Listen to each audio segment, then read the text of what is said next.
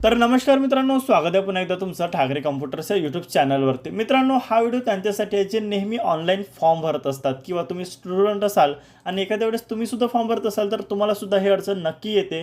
तुमचा जो फोटो असते किंवा सिग्नेचर असते त्याला योग्य साईज तुम्ही देऊ शकत नाही, जसं 5 MB पेक्षा जास्त, 6 MB, 10 MB, 15 MB, कुठे गरज असते 20 MBची।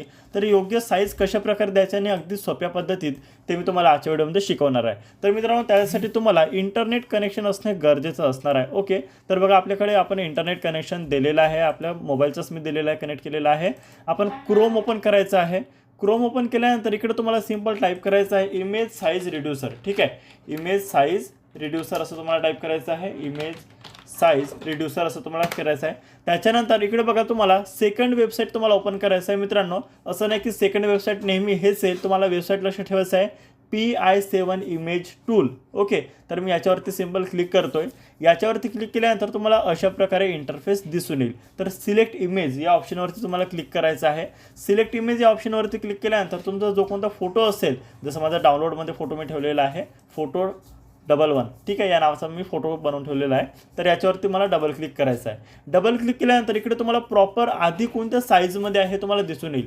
जसं आधी साईज आहे याचा 20 KB, याची विड्थ आहे 381 पिक्सेल आणि हाईट आहे 490 पिक्सेल। ओके, तर तुम्हाला आता कोणता साईज ठेवायचा आहे याच्यावरती तुम्हाला इकडे क्लिक करायचं आहे। जसं मला ठेवायचं आहे 15 KB, ठीक आहे, मी 15 KB याच्यामध्ये टाईप केला आहे। आणि रिड्यूस साईज या ऑप्शनवरती तुम्हाला क्लिक करायचं आहे। रिड्यूस साईज या ऑप्शनवरती क्लिक केल्यानंतर इकडे काही तुम्हाला लोडिंग होताना दिसून येणार। त्याच्यानंतर इकडे खाली तुम्हाला ऑप्शन दिसेल डाउनलोड। ठीक आहे, तर डाउनलोडवरती मी क्लिक करणार। बघा इकडे मित्रांनो, तुम्ही रिनेमसुद्धा करू शकता या फोटोला। डाउनलोड करताना तुम्हाला काय नाव द्यायचं आहे, जसं मला नाव द्यायचं आहे रिड्यूस इमेज। ठीक आहे, तर मी टाईप करतो REDUCE रिड्यूस इमेज। तुम्ही काही पण नाव टाईप करू शकता। ठीक आहे, रिड्यूस इमेज मी नाव टाईप केलेलं आहे। डाउनलोडवरती तुम्हाला क्लिक करायचं आहे।